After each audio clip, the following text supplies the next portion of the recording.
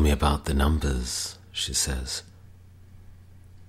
Everything must come in even numbers. Why?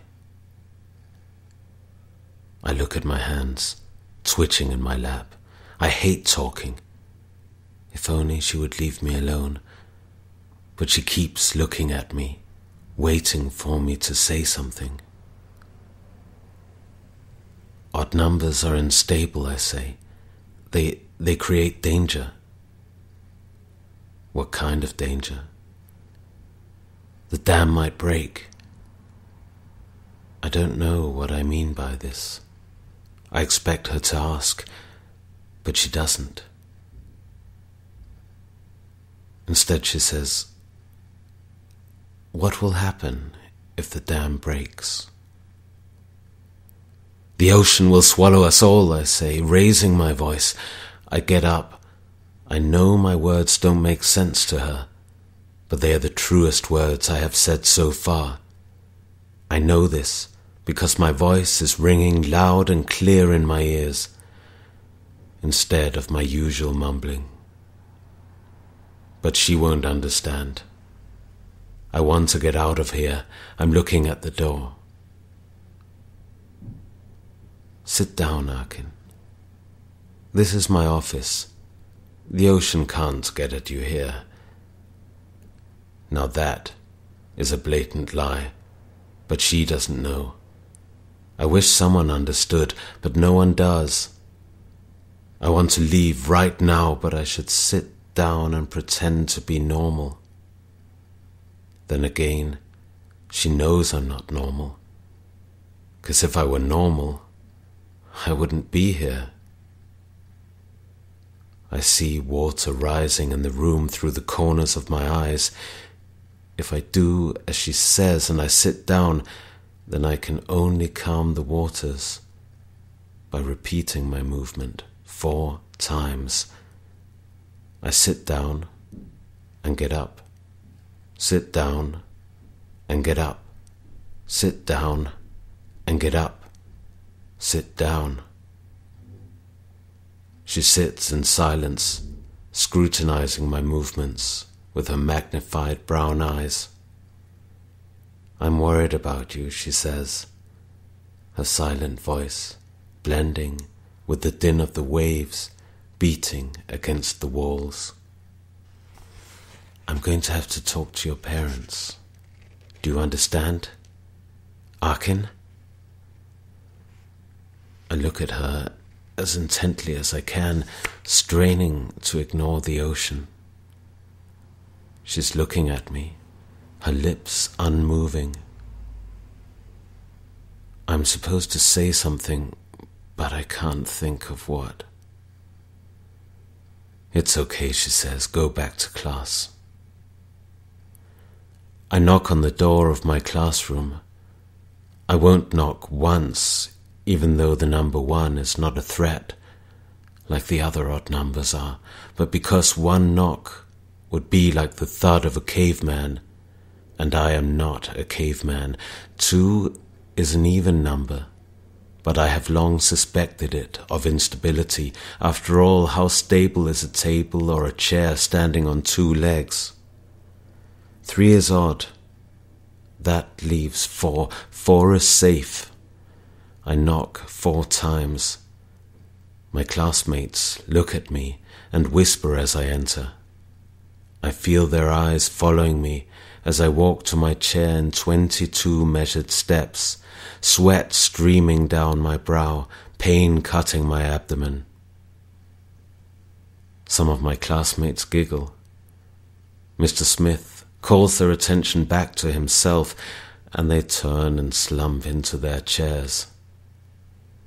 He turns back to his laptop and projector.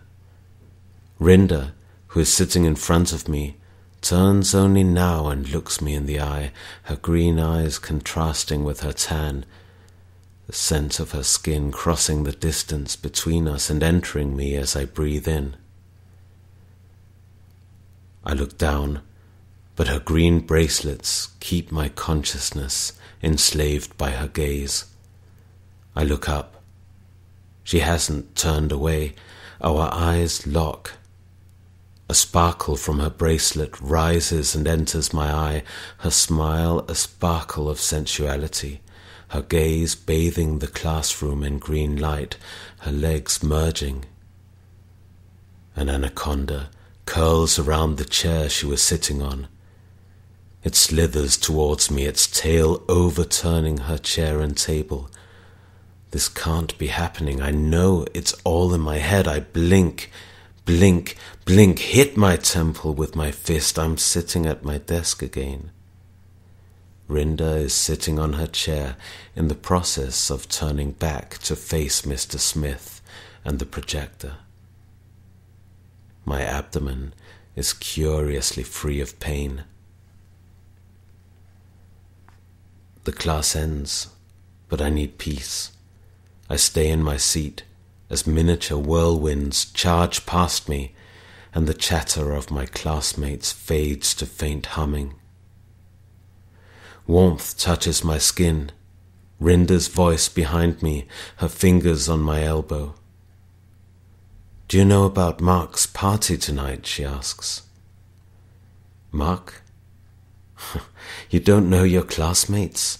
You're so strange, so strange. Do you know who I am?" "Rinda." "Good boy. You've deserved a party invitation. You should come. Anyway, what are you doing now?" "I'm going home," I answer, looking down. Her fingernails are green today. Her perfume is etching away at my brain like a fingernail. "I'll walk with you," she says. "Your place is on the way to mine." I'm taking the bus. We exit the building. 4 classmates are hanging out. "Rinda's with the freak," one of them shouts. 2 of the others laugh, but one guy stays silent. "Shall we walk to the next bus stop?" Rinda says, standing close to me and looking me dead in the eyes. The 3 guys are laughing. The 4th one shouts, "Come over here, Rinda, I want to show you something." She doesn't even blink, but keeps looking me in the eyes. In this proximity, the earth starts shaking. I sink to the ground and hug my knees. The earth is shaking harder. Why aren't the others running from the quake? Is it really all in my head? The guy who didn't laugh is now relaxed. He strolls over and grabs Rinda's arm with a smile. She shakes him off and kneels down. "Are you all right?" she says. I get up, turn my back to her, and run homewards, the earth calming as I go, the laughter of my classmates growing louder, pursuing me even as their bodies fade into the distance, ringing in my ears till I reach my front door. I knock 4 times as silently as I can, then unlock the door and enter. I can hear my mum in the kitchen. I walk towards my room on tiptoe, giving the kitchen as wide a berth as I can. "Akin!" my mother shouts. I wasn't silent enough. I speed up, hurriedly knock 4 times on the door of my room, and enter. "Dr. Lucas called," my mother says, opening the door. "She says you are seeing and hearing things that are not there." She enters my room. "What is this?" she says, picking up a book from a pile on the floor. I wish she would put it down again, because now the pile has 7 books, and 7 is the most unstable number of all. "Magic in theory and practice," she says. "You promised not to read any more of this stuff. You said you understood that you need to calm down. Watch some TV instead. I am confiscating this book, Arkin. Now, I have to get back to the food, but we will discuss this at dinner. Be ready in half an hour. I don't care, I shout as she leaves. I've read it. It's rubbish. I want true knowledge. I close the door, pick up 2 books from another pile, and put one of them on the pile where magic used to be. There are now 8 books in the pile and 6 in the other pile, all even numbers. I look at the book left in my hand. The Book of Abramelin, the title reads. I throw myself on my bed and start reading. Pass me the salt, dear, my mum says to my dad without looking at him. I can feel the absence of chatter as she takes the salt shaker from him. I know this silence has my name on it. She looks at me, holding the salt shaker. What is going on, Arkin? Silence, pierced by my mum's eyes, while my dad looks at his food, pretending not to be there, or perhaps not pretending. What are you doing this evening, Arkin? Not going onto those occult websites, I can tell you, not reading those occult books. Dr. Lucas says those books force your mind into overdrive.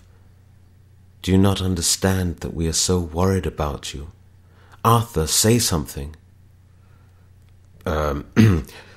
Yes, son, we're worried about you. Is that all, my mum? Turns to my dad. You know, there was a time when you cared. You built that tower in the garden for Arkin when he was a kid. You built the lake. And you were there. You cared. You were alive. Look at those things now. They've fallen apart and dried out like you. My dad crouches, as if trying to make his huge frame less conspicuous. I wish he would put up a fight, just this once, but he doesn't. Please watch TV with us tonight, she says, turning to me. Just take it easy. That is all I ask. Give your mind a rest. I'm going to a party this evening, I say, at Mark's. My mum looks at me with surprise, then notices the silence. Oh, baby, that's wonderful. Mark is the boy from your class, right? The one whose father is a doctor? Yes, go out and meet your friends. Have a wonderful time. I want to see you smiling. Stay out as long as you want. Be home before midnight.